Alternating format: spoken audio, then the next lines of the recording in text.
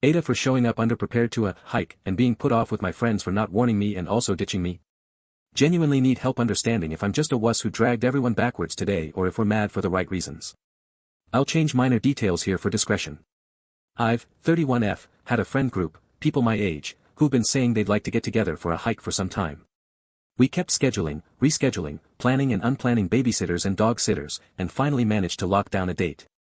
I started tossing out trail ideas that would be easy, single-day affairs. My two friends said, we'd like to just hike the trail right by our place. And they essentially told me that it was a straight shot, we'd have a buddy drop us off on the other side of the hill, we'd hike over, and then basically right back down into their neighborhood. 6 hours, start to finish, they said, no big deal. So my boyfriend and I showed up with our backpacks, basic snacks, water bottles, and a vague expectation that this was going to be a leisurely stroll. They arrived on bikes. My boyfriend and I were a little confused. We thought this was a hike, something leisurely, not a race, just a 1 foot in front of the other kind of thing. They said it was no rush, they might beat us, but we were all just heading back to the neighborhood, and there were a bunch of scenic lookouts where they'd stop and we could catch up. I pictured a gentle path, maybe a few inclines, some trees, a clear trail. Well, to no one's surprise, we got left behind pretty quickly.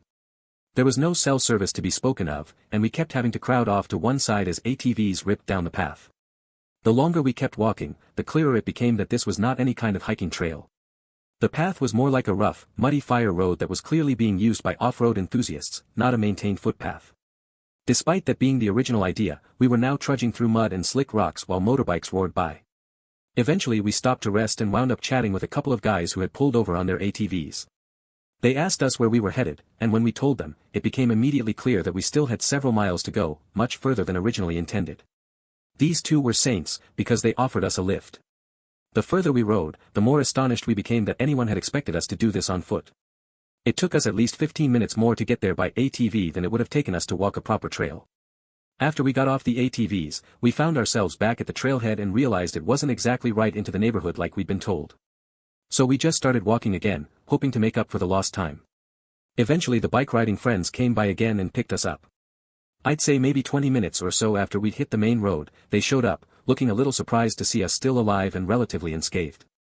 We told them we were too tired to stay for dinner, the original plan after the hike, so we booked out and grabbed something on the way home. At that point I was exhausted, sore, and a little embarrassed. Here's where I am. We're adults. I was clearly underprepared, and no one should have to be responsible for me.